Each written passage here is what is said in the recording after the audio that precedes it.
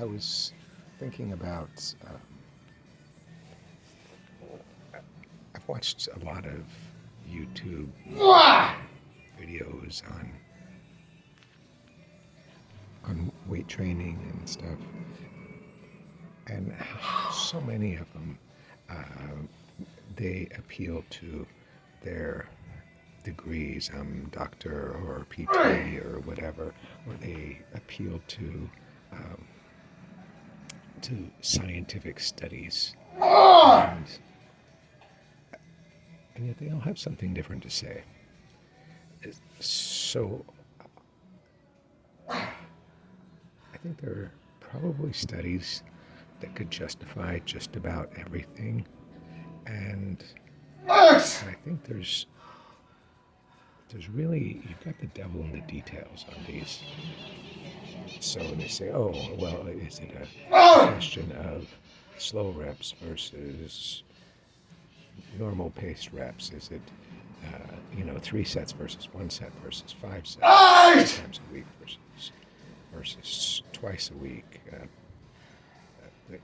Total sets per body part and stuff like that. I know some of these are working with people who are essentially new to weight training, and of course that adds a wrinkle because most of the people that are watching these videos are not new to weight training, and so they probably have a different mind-muscle connection there. The other thing is it's difficult to tell what your effort is. So I think that's one of the really big things. I know a lot of guys that, they say they train hard, but what is training hard? Is that like an RPE 8 or 9? If you saw the set that I just finished, that was a 10. I did 9 reps in squats. I knew I couldn't get the 10th rep without taking a few breaths, so I did about 10 seconds or so. Tried to catch my breath a little bit, got one more, and then I knew I wasn't going to be able to make the next one, but I decided to still try and control that negative before moving on to my front squats here. And then I'm going to peel that weight off and put about 90 pounds on the bar, and I will go back and do my front squats and try to finish up my quads.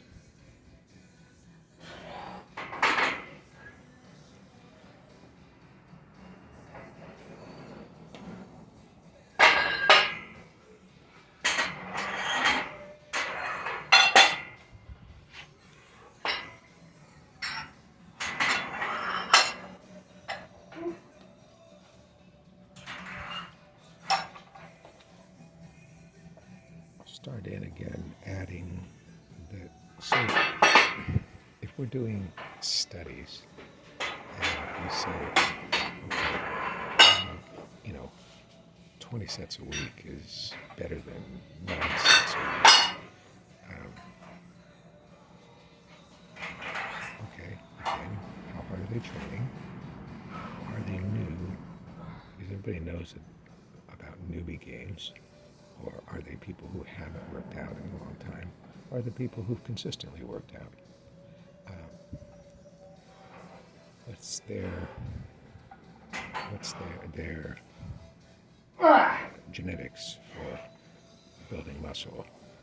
Well, I'm going to guess that it's probably going to revert to the mean, which means they're about average, which may or may not apply to you.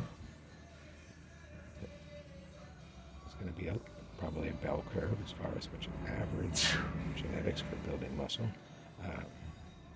For me, it's probably going to be on the low end of that curve.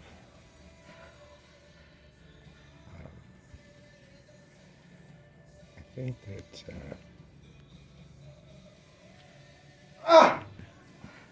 these studies are usually also, they're going to measure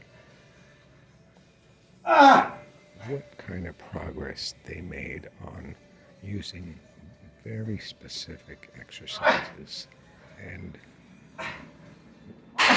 what are those exercises? Does this apply to me? So my point is, whether all these people that say, oh yes, science-based so and so and so and so at Al, had done a study, and they said that 15 sets is better than 9 sets. You should be training 3 times a week. Well, I think what we can see is that there's a lot of variation in as far as, even if people can make similar progress, maybe they have differences as far as what might be the best balance of volume, frequency, and intensity. And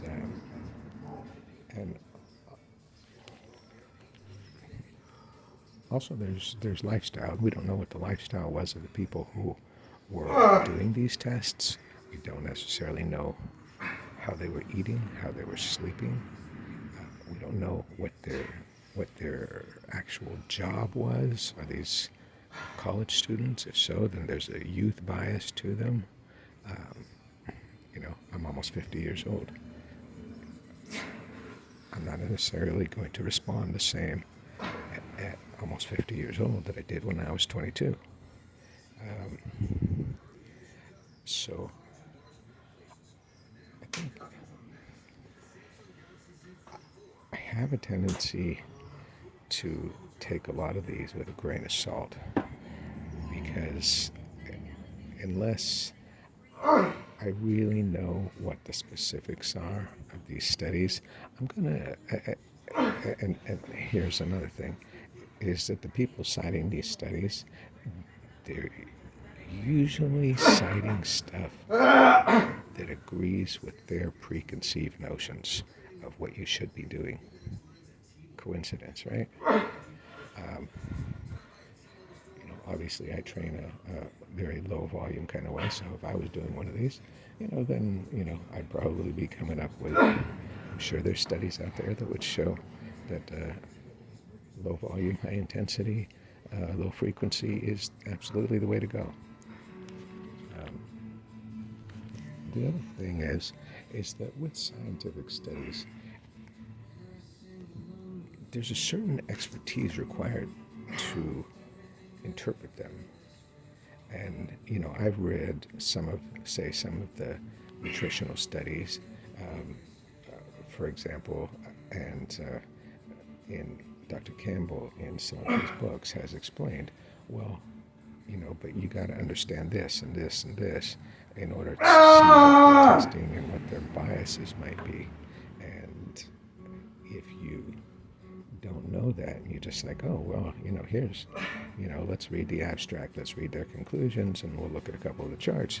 And do you really understand how they're coming up with these numbers, whether or not they really support the data that they claim they do? So, yeah, as far as the workout studies, exercise science, I definitely am taking these with a grain of salt. And